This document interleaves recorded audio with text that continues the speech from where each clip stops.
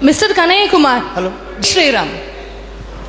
And as a representative of youth of Mangalore, I have a small request because Independence Day is approaching. I want you to at least say once Jai Hind.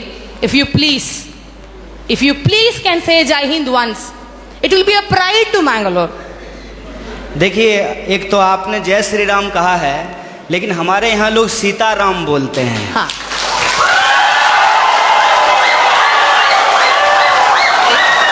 Sitaram. Excuse me,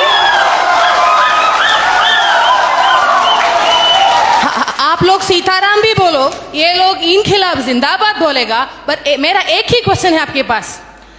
dear sir, a few minutes before you have मैं आपके दूसरे सवाल का जवाब दे देता हूँ। नहीं, मुझे नहीं चाहिए आपका जवाब। ये सीताराम जय श्री राम का कोई फर्क कोई पड़ता है तो मेरा जवाब की जवाब नहीं। And one small question, sir. You were saying about emotional politics regarding people thinking emotionally you are strong, so emotionally masses control. Yes, sir, we are emotional people, and we think the reality and emotion for us, we have one mother, we have one father, and what we believe is one, and we need a single, as a representative of a student, being from student background, I say, no leftist, no rightist, no ABVP, or no all so-called parties or polities. Why don't you stand for one nation? Why don't you stand for one student power? Why do we need one side Zindabad, one side Inkhilab, one side Jai Hind, and one side your favorite Mr. Madam? All those Rams, all whatever it is. Why don't you represent one?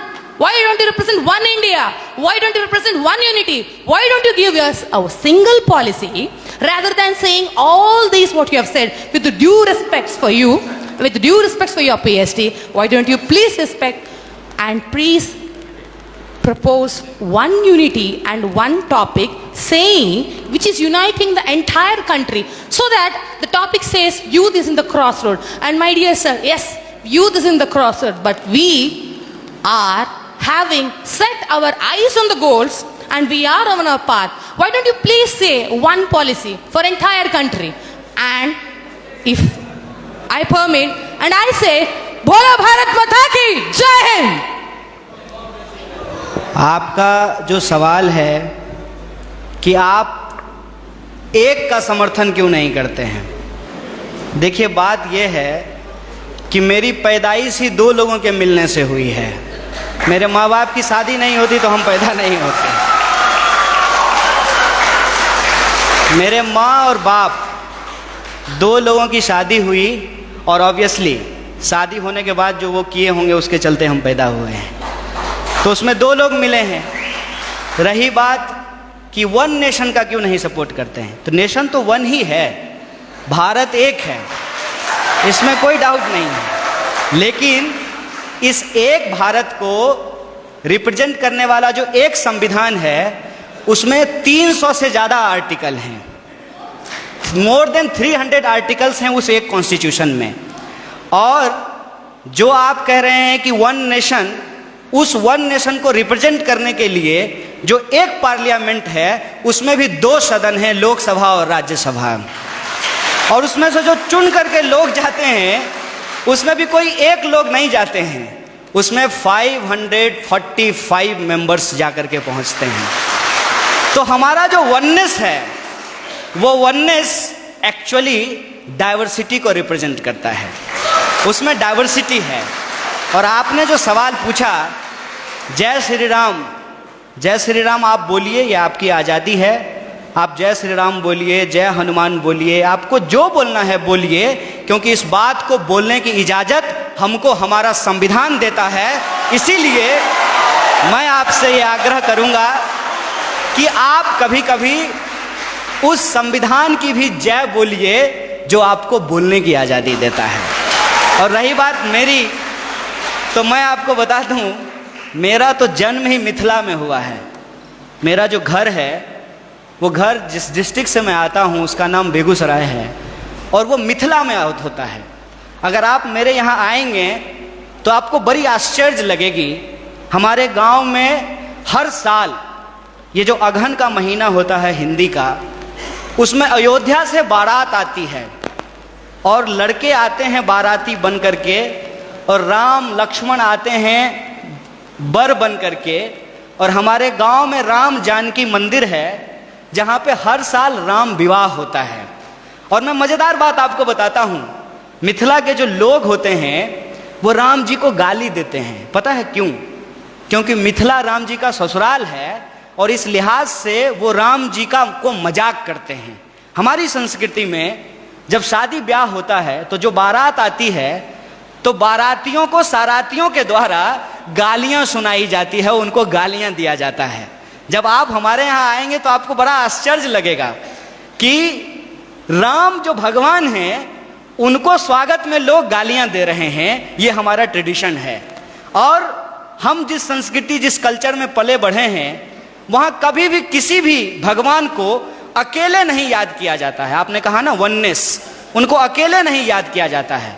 हमेशा राम को सीता के साथ और राधा को कृष्ण के साथ याद किया जाता है। ये हमारी परंपरा रही है। ये बड़ी आश्चर्य की बात है कि आप यूथ हैं और जो है मैं तो पीएचडी कर लिया और मैं उम्मीद करता हूं कि आप भी पीएचडी कर पाएं। अगर आप पीएचडी करें तो मेरा आपसे ये आग्रह होगा कि आप इस देश में जितने रामायण लिखे गए हैं कम से कम उन रामायणों पे ही आप पीएचडी कर लीजिए। और मैं आपको बताता हूं कि हिंदुस्तान में कम से कम 300 से ज्यादा रामायण लिखे गए हैं, मोर देन 300। और मैं एक बार हिमाचल गया था। हिमाचल में त्रिलोकनाथ की मंदिर है। मैं आपको कहता हूं इस देश को घूमिए। यह देश इतना शानदार है कि आप इसकी कल्पना नहीं कर सकते हैं। और आपको कई बार अपने आप को छोटा और तुच्छ महसूस होगा कि हम कितना तुच्छ हैं इस देश के सामने।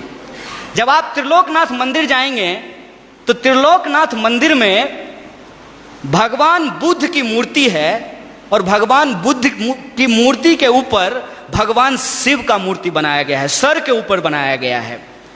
और उस मंदिर में पहले हिंदू साधु आते हैं जो प्रार्थना करते हैं, उसके बाद बुद्धिस्ट मोंक आते हैं जो वहां जाकर के परिक्रमा करते हैं। यह हिंदुस्तान की खासियत है। यह हिंदुस्तान की खासियत है कि वहां जो लाहौल, मैं उस जिले की बात कर रहा हूं और मैं फैक्चुअली अगर गलत होऊंगा तो आप मुझे करेक्ट कीजिएगा।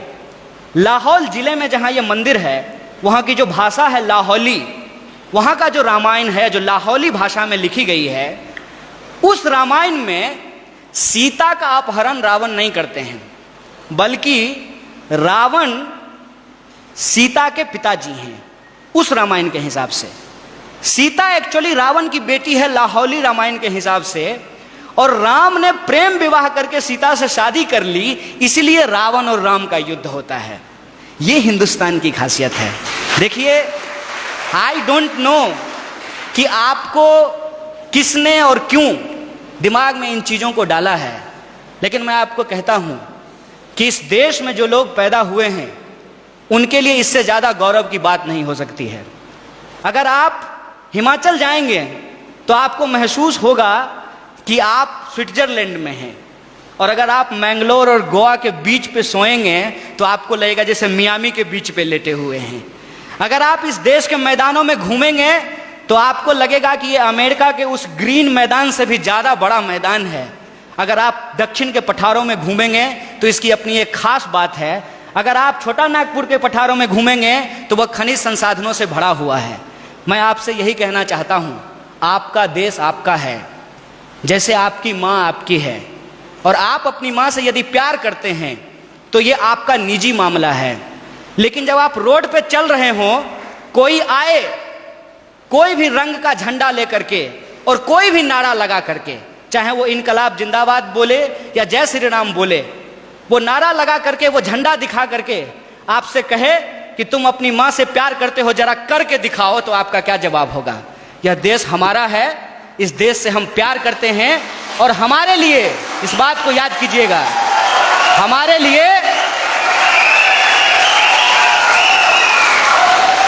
लिए प्यार नुमाइश की चीज नहीं है। हम प्रेम करते हैं और अपने दिलों में लेकर के घूमते हैं। बहुत बहुत शुक्रिया, बहुत बहुत धन्यवाद।